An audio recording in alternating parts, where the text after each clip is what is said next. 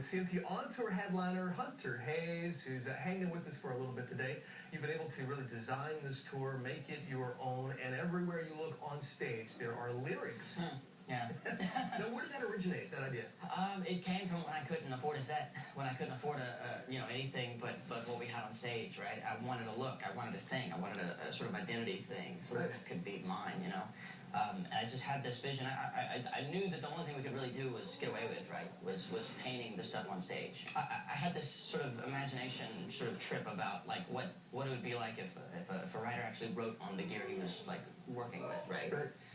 And that's where this kind of came to be, you know, just lyrics everywhere, just random, just like, almost like you just forgot the pen and paper and you just, I don't know, you had a paintbrush and paint and chalk. Because, I mean, that's what you would have if you didn't have a pen and a paper. Really, you'd have a pseudo chalkboard. So among those lyrics is the new song as well. Everybody's got somebody but me. It's hiding in there. Somewhere in there. It's like, where's Waldo? Find it when you come to the show. Exactly. How are you squeezing in 2014? Because that's the next thing. It's like, what am I doing next?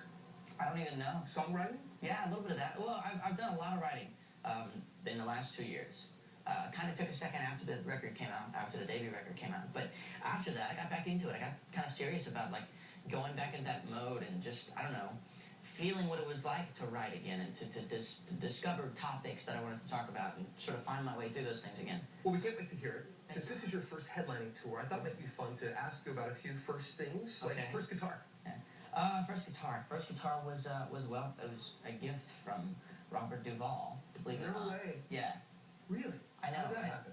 Even I feel like I'm making this up. I mean, it's just, but no, I met him on the set of a movie. He was shooting in my hometown, and he happened to be at one of the restaurants. I was like sitting there with a band or something. We met him, got to be a part of the movie. And he actually flew down for my 6th birthday and gave me my first guitar. He was like, "Hey, happy birthday! Guitar, matching amp."